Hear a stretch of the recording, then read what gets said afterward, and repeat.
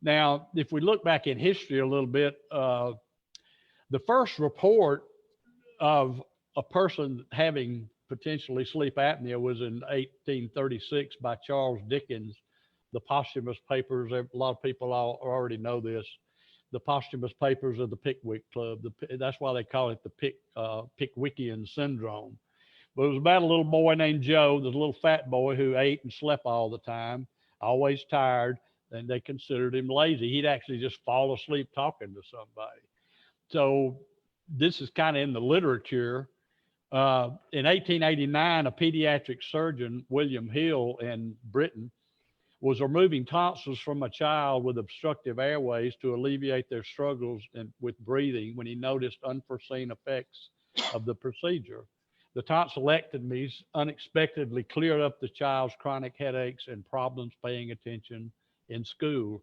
In the British Medical Journal, he noted, children, the victims of nasal and pharyngeal obstruction, frequently demonstrate a marked inability to fix their attention on their lessons and work for any length of time. Well, what is that? Well, that's what we describe now as ADD and ADHD, and they've actually accelerated in the children about the last few decades to an epidemic proportion, and for unknown reasons. Well, we may know the reasons now. We're starting to pick up on the reasons that these happen. This little information, interesting story about this. A friend of mine who I went to high school with in Columbus, Georgia, that's where I was born and raised. He and I got to talking one day, and I was telling him about this webinar. Hopefully, he's on, Leighton Gordy. But anyway, he was telling me about his grandfather, who was actually an orthodontist in Columbus, Georgia. This was way before my time.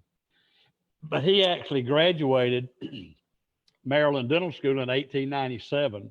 He went to the Angell School of Orthodontics. Excuse me, and I got a hold of his papers. Now, this was about 1920. Nose and throat conditions and allied habits in relation to irregularities of the teeth and development of the jaws. A quote down at the bottom of this page, Dr. Edmund Kells of New Orleans wired him and said, "You have given the profession and the whole world something worthwhile.